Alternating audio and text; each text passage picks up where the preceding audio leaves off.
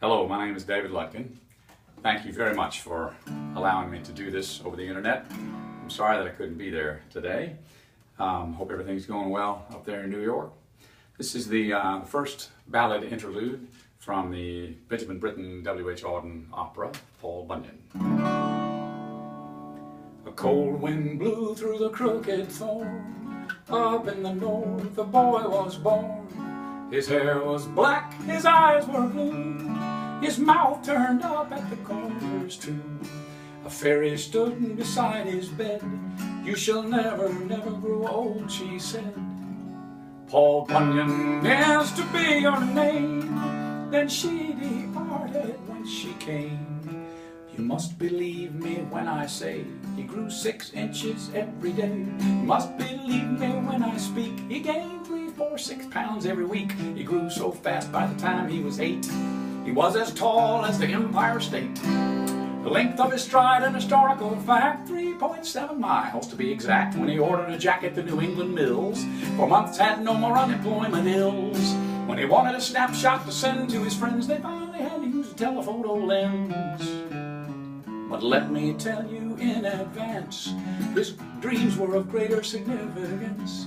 His greatest dream was a felling tree, a fancy which grew by swift degrees. One night he dreamt he was to be the greatest logger in history. He woke to feel something stroking his brow, and found it was the tongue of an enormous cow. From horn to horn and from lug to lug was 47 axe heads and a baccy plug. But what would have most bewildered you was the color of her hide, which was bright, bright blue. But Bunyan wasn't surprised at all. He said, I'll call you babe and you can call me Paul. He pointed to a meadow, said, take a bite, for you're leaving with me for the south tonight. Over the mountains and across the streams they went to find Paul Bunyan's dreams. The bear and the beaver waved a paw, the magpie chattered, the squirrel swore. Trappers ran out from their lonely huts, scratching their heads with their rifle butts. For a year and a day they traveled fast. This is the place, Paul said at last. The forest stretched for miles around. The sound of their breathing was the only sound. Paul picked a pine tree and scratched his shins, said, this is the place where our work begins.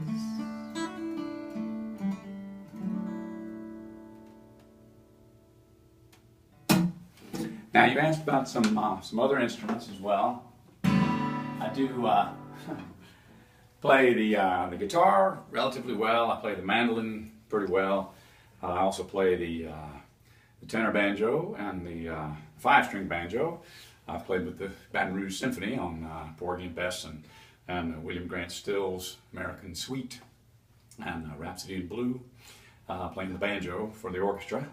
And I play the harmonica, I play the dulcimer, and then a little step down I also scratch away on the resonator guitar, the dobro, and I can also play thump away on the upright bass. And so we'll do a little mandolin for you. This is, well, let's see, I'll do a little of the Kitchen Girl.